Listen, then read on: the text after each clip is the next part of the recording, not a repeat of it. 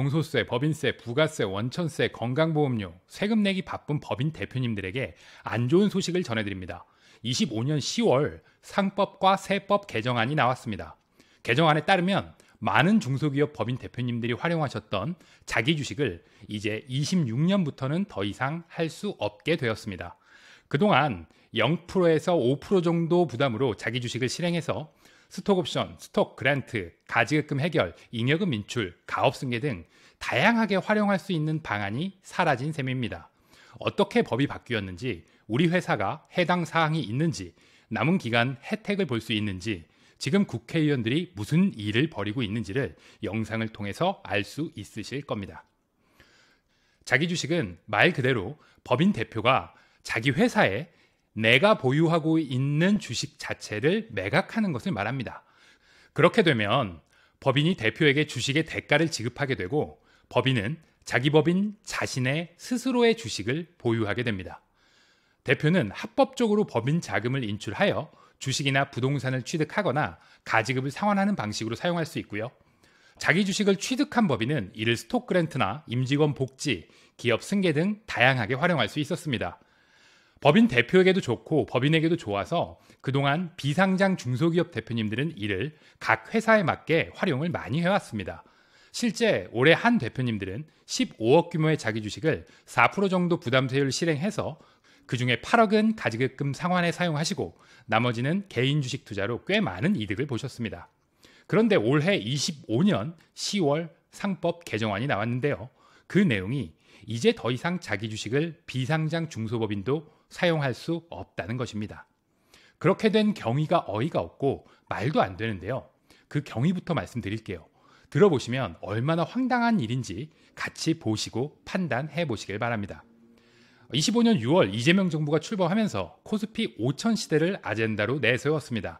이에 코스피 5000 특위가 설치되고 주가지수 상승을 위한 여러 정책을 도입했습니다. 그중 하나가 상장회사가 보유하고 있는 자기 주식을 의무적으로 소각하자라는 것이었어요. 상장회사가 보유하던 자기 주식을 소각하면 유통 주식수가 줄어들고 주식당 EPS도 상승하게 되어서 주식 가치가 상승하게 됩니다. 쉽게 설명드리자면 삼성전자가 전체 100주고 제가 한 주를 들고 있다고 가정해 볼게요. 그럼 저는 1% 주주죠. 그런데 삼성전자가 다른 주주로부터 50주의 주식을 사들이면 이게 자기 주식이 되고 이 자기 주식 50주를 그대로 소각하게 되면 어떤 일이 발생할까요? 삼성전자 전체 주식수는 100주에서 50주로 줄어들게 되고요. 저의 한 주는 변화 없이 가만히 있었는데 갑자기 100주에서 한 주 1%에서 50주에서 한 주 2%로 저의 주식 가치가 상승한다는 겁니다. 여기까지는 납득이 충분히 갑니다.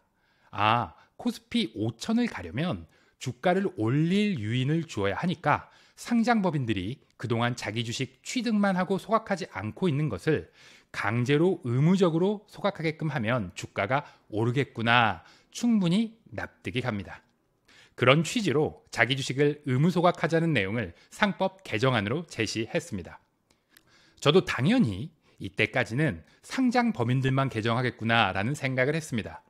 그리고 나서 국회의원들이 실제 개정안을 발의했는데요. 자기 주식 소각 의무화에 대해서 여러 건의 법률이 발의되었는데 그중에 갑자기 비상장 법인도 강제적으로 의무 소각하겠다는 법이 끼어 있었던 겁니다. 거기에 상법 개정안에 따르는 세법 개정안도 상장, 비상장 구분 없이 일괄해서 과세하겠다로 올라와 있습니다. 비상장 법인 입장에서는 가만히 있다가 돌맞은 격이 되어버렸습니다. 아니, 코스피 5000 가는데 비상장법인 자기 주식을 왜 의무 소각해야 할까요? 당연히 상장법인만을 대상으로 관련 법을 개정해야 하지 않을까요? 입법 취지로 코스피 5000은 좋다 이 말입니다. 그럼 그 입법 취지에 맞게 개정안을 발의해야죠. 비상장법인 99%가 중소기업인데 중소기업 입장에서는 그동안 자기 주식으로 투자 유치를 한다던가 스톡옵션, 스톡 그랜트, 임직원 복지나 상여, 가지급금 해결, 가업 승계 등을 해오고 있었는데 이걸 딱 막아버리면 어떻게 하죠? 애당초 취지에 맞게 당연히 비상장법인은 자기 주식 의무 소각화에서 제외해야 맞다고 생각합니다. 말하다 보니까 제가 약간 화가 나네요. 위 발의안 중에 세법 발의안은 시행일이 2026년 1월 1일로 못 박혀 있습니다. 그 법이 발효되면 중소기업 법인에는 어떤 영향이 있을까요? 우선 기존 법대로 하면 활용 방법에 따라 실제 부담세율이 0%에서 25% 정도였습니다. 또한 기존에는 종합소득과도 별개로 과세되고 있었고 건강보험료도 부담 대상이 아니었습니다. 그러나 이번 개정 법률안으로 계산을 하면 부담세율이 14.6%부터 57.5%까지가 나옵니다. 이 57.5%라니요. 사실상 하지 말라는 이야기죠. 게다가 세율 적용할 때도 기존 종합소득이 있었다면 이것과 자기 주식을 합산해서 판단을 하겠답니다. 예를 들어 기존의 연봉이 1억 2천이다. 이러면 대표님이 자기 주식을 3억을 하는 경우에 합쳐서 4억 2천으로 보고 누진세율을 적용한다는 말입니다.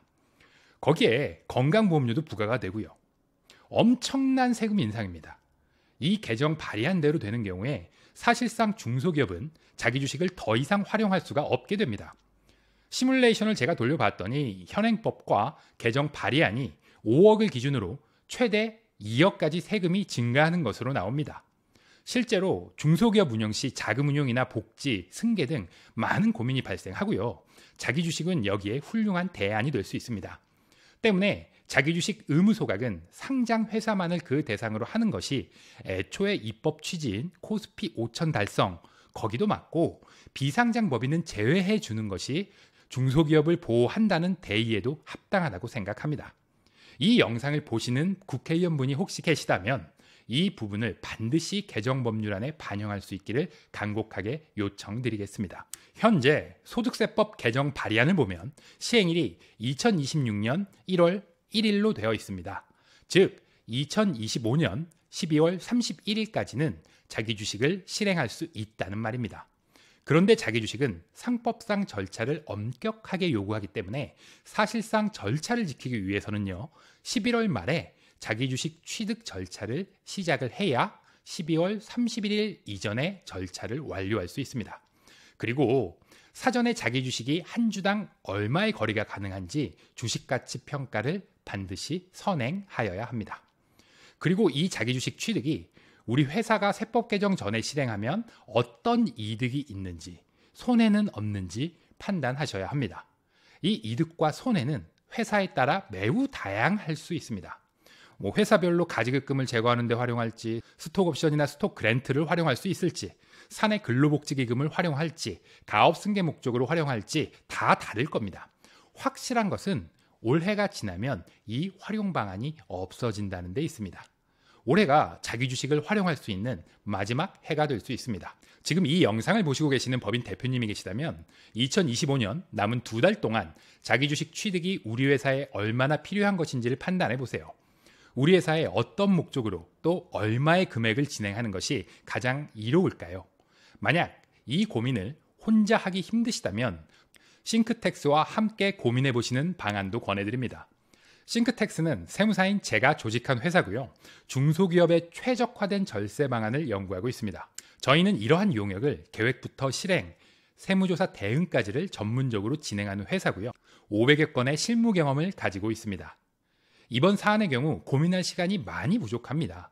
그래서 저희 싱크텍스에서는 대표님들의 신속한 의사결정을 위해 위 전화번호나 아래 고정 댓글 링크로 상담 신청을 주시면 무료로 우리 회사가 자사주가 필요한지 아닌지를 검토해서 전문적인 의견을 전달드립니다. 늘 그렇듯이 모든 분들께 무료로 제공하기는 물리적으로 힘듭니다. 저희 싱크텍스 구독자분들 한정 먼저 신청 주시는 50개 회사에 대해서만 무료로 진행하고 있으니까요. 이 점 꼭 명심해 주세요. 11월까지는 반드시 신청 주셔야 자기 주식을 활용 가능하십니다. 여기까지 영상 시청해 주셔서 감사드리고요.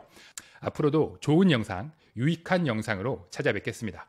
감사합니다. 이상호 세무사였습니다.